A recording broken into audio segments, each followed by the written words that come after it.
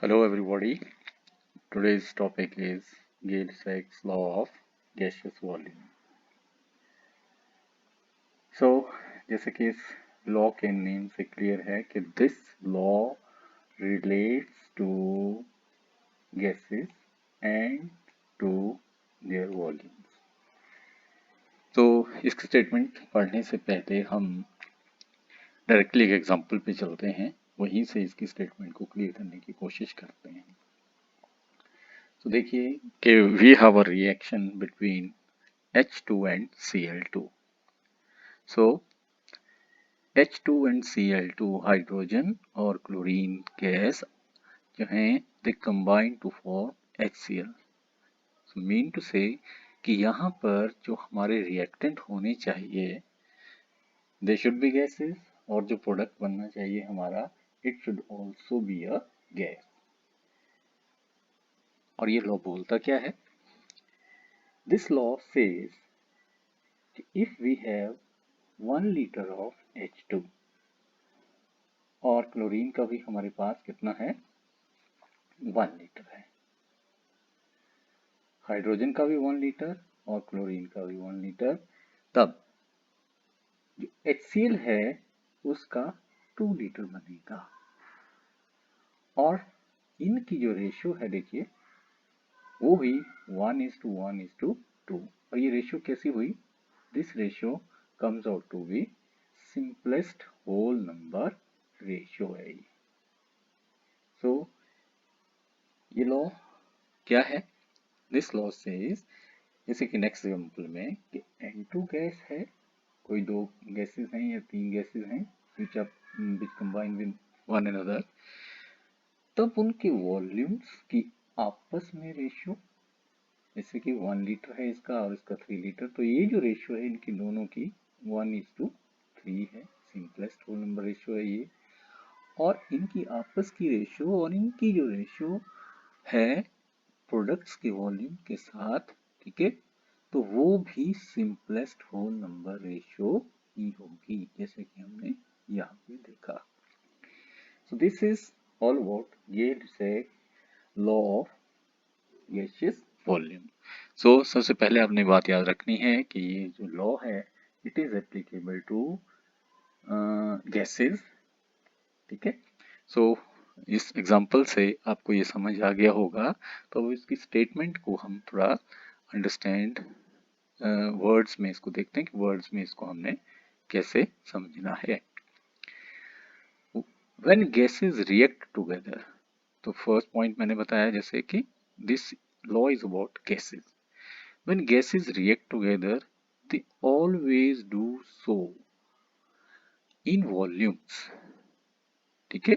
जो reacting gases हैं उनके volumes in volumes which were simple ratio to one another, एक दूसरे के रेशियो कैसी होगी? सिंपलेस्ट, जैसे कि यहाँ पर देखा हमने H2 और Cl2 की है 1:1 और N2 और H2 की है 1:3 to one another and to the volumes of the products if these are also gases. Products का वॉल्यूम तभी लेने हैं हमने अगर प्रोडक्ट्स भी क्या है? गैसेस हैं। provided all the measurements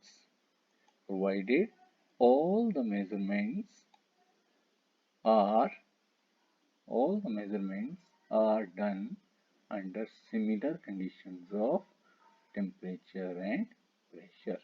So this is all about your Gay-Lussac's law of combining volume. Next topic और कर लेंगे हम। The next topic is Dalton's atomic theory. Time and again I repeat, मैं बार बार इस बात को रिपीट करता हूँ कि what is chemistry? Chemistry is study of matter. तो मैटर के बारे में डाल्टन ने अपने कुछ पॉइंट रखे। जब डाल्टन ने ये पॉइंट रखे तो उनके पास इस बात का कोई एक्सपेरिमेंटल प्रूफ नहीं था, इसलिए इनिशियली ये जब किसी के विचार, कोई अपने विचारों को रखता है किसी चीज़ के बारे में, तो वो हाइपोथेसिस होती है। बाद में ये पॉइंट्स एक्सपेरिमेंटली प्रूव हुए ठीक सही, तो फिर ये बन गई डाल्टन्स एटॉमिक थ्योरी। तो फर्स्ट पॉइंट पे आएंगे हम। फर्स्ट पॉइंट में डाल्टन्स फर्स्ट पॉइंट सेज कि मैटर जो है, मैटर जो है it is made up of small indivisible particles के। कोई भी मैटर है, लोहा है, सोना है, गोल्ड है, आयरन है, या कोई और मैटर ले लीजिए आप, कोई भी एग्जांपल है मैटर का, उसमें क्या मिलेंगे आपको, स्मॉल पार्टिकल्स मिलेंगे। और जो स्मॉलेस्ट पार्टिकल होंगे उस एलिमेंट के, उनको बोला गया एटम्स।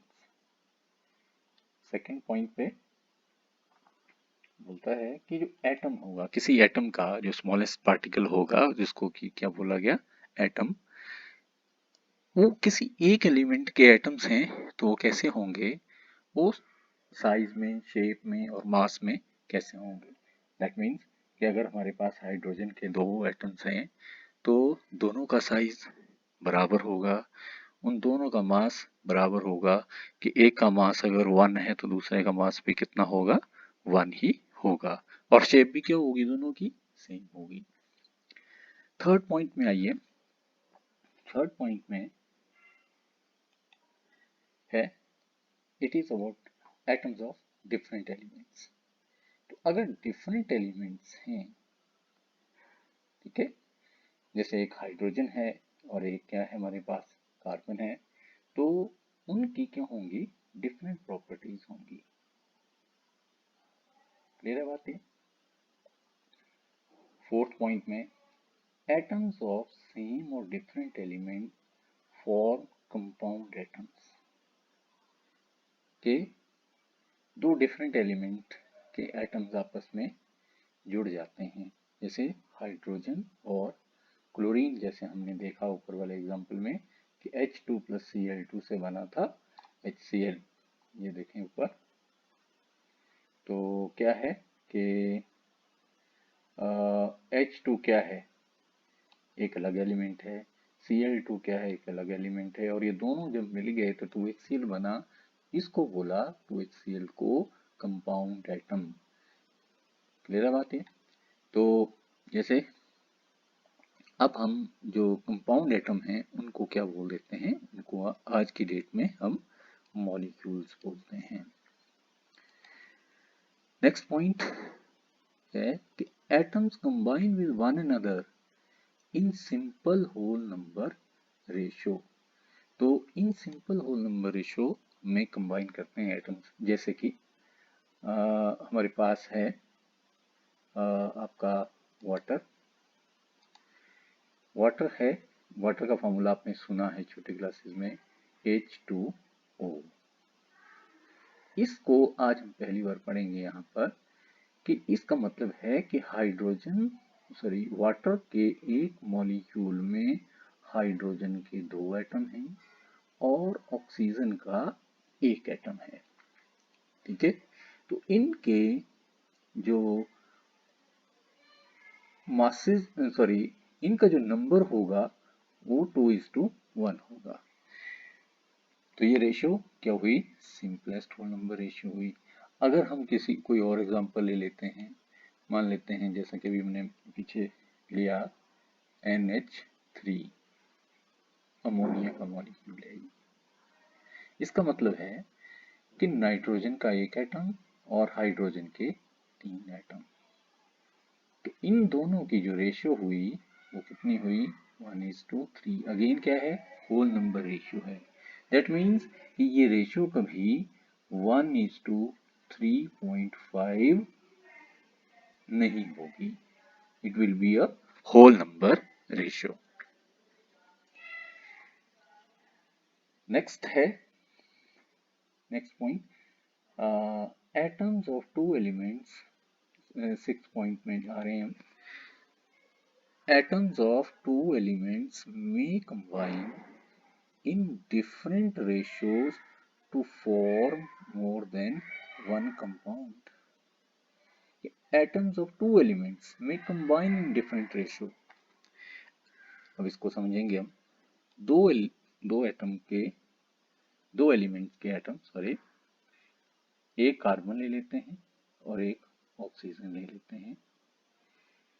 ये जब 1:1 में कंबाइन करते हैं, कितने रेशो में कंबाइन करते हैं? ये 1:1 रेशो में कंबाइन करते हैं कि कार्बन का एक एटम और ऑक्सीजन का भी एक एटम।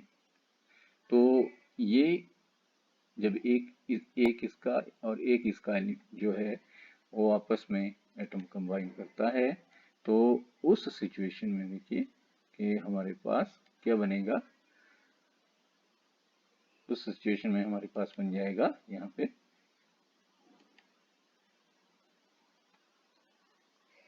CO। और एक सिचुएशन ऐसी भी होती है कि कार्बन का एक एटम ऑक्सीजन के दो एटम के साथ कंबाइन करता है, तो उसमें बन जाता है CO2। तो ये था हमारा 6 पॉइंट कि एलिमेंट दोनों सेम है, कार्बन है ऑक्सीजन है, कार्बन है ऑक्सीजन है, लेकिन यहाँ पर इनकी रेशियो 1:1 है तो कार्बन मोनोऑक्साइड बनी, इनकी रेशियो 1:2 है तो ये CO2 बनी। सो ये दोनों कंपाउंड डिफरेंट हैं। ऐसा नहीं है कि थोड़ा सा फर्क पड़ा तो इनमें कोई, इनकी प्रॉपर्टीज में बहुत ज़्यादा डिफरेंस है। ठीक है, ये CO2 हमारे लिए क्या है कि ये वाली जो गैस है हमारे लिए